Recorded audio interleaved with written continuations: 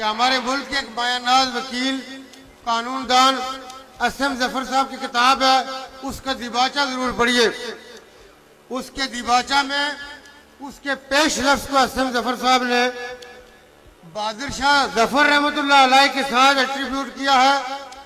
और उन्होंने ये कहा कि जब बहादुर शाह जफर का अंग्रेज ट्रायल करने लगा, आप ये देखिए कि उस वक्त बहादुर शाह जफर का ट्रायल हुआ, हालिया सालों में आपने इराक के अंदर सद्दाम हुसैन का भी ट्रायल होते देखा कि ये दुनिया के हाकम हैं, उनको ये इख्तियार है कि जो चाहे जिस मुल्क पे कब्जा करें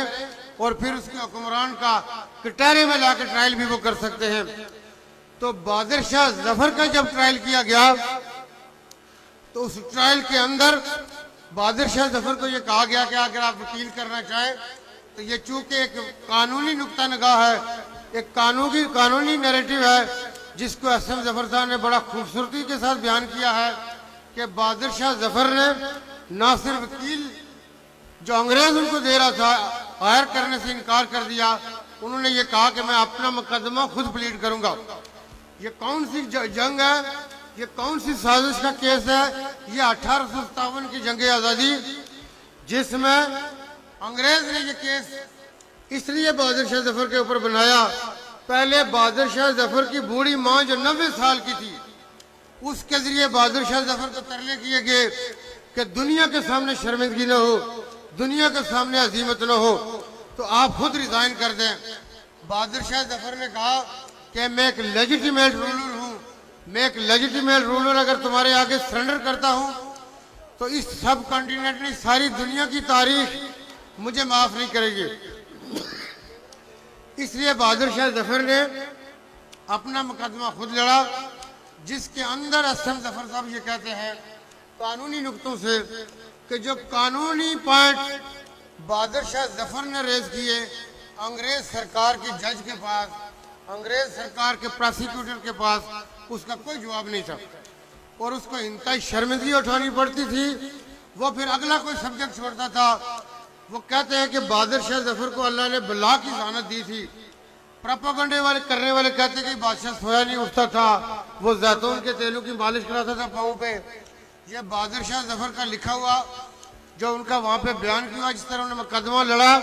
और अंग्रेज सरकार को ये कहा कि ईस्ट इंडिया कंपनी 1705 में इस बड़े सगीर में तिजारत की गर्ज से आई थी। तुम आज जो पंजे गाड़े बैठे हो, आप ये देखिए कि बहादुर शाह जफर के बाद टीपू सुल्तान रहमतुल्लाह अलैह जैसे लोग हों, आप फैसलाबाद के रहने वाले, फैसलाबाद हमारे पंजाब के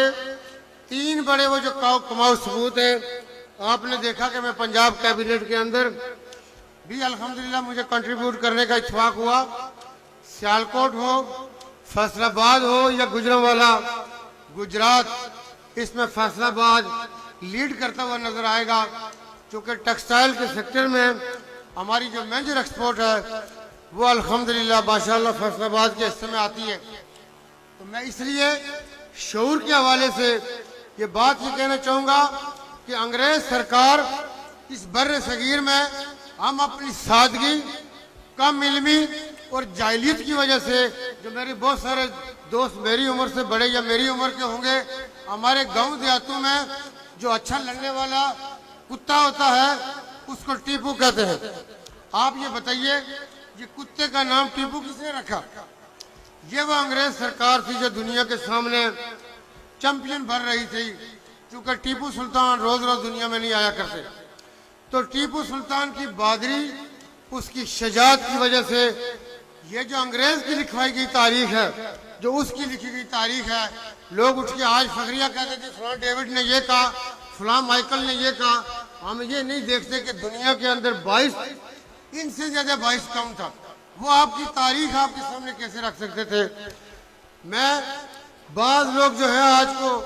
आपको मीडिया में ऐसे लोग नजर आते हैं कि आपको एहसास से कम तरीका एहसास दिलाते हैं कि मुसलमानों के पास क्या है, आपके पास तो फख्र करने के लिए कुछ नहीं है।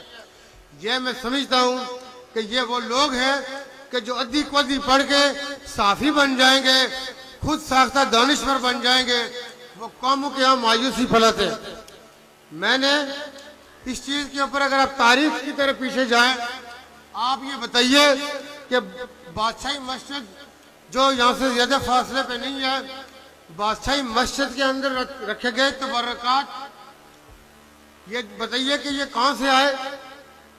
मोए मुबारक कहाँ से आया, इमाम आली मकाम का कुर्ता कहाँ से आया, सईदा फातिमा रज़ी अल्लाह ताला अन्हा का अबाया कहाँ से आया। बुनियादी तौर पे जब अमीर तैमूर रहमतुल्लाह अलैह ने इस बर सगीर के ऊपर चढ़ाई की, चूंकि शाम और इन इलाकों के अंदर मुसलमान इतनी बेरहमी का शिकार हो चुके थे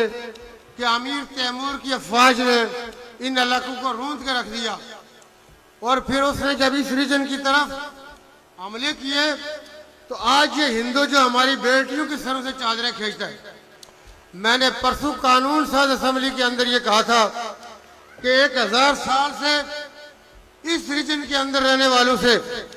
उनसे शनाख्त मांगी जा रही है, उनसे सर्टिफिकेशन मांगी जा रही है। मैंने कहा कि ये अंग्रेज हमारी तारीख से वाकिफ नहीं है, हमारे असलाफ से वाकिफ नहीं है, जो जिनके पास सफर के लिए नबी पाक सल्लल्लाहु अलैहि वसल्लम की आल ने इस दीन के लिए, इस दीन की हामियत के लिए, इस दीन की बका के लिए ऐसी कुर्बानी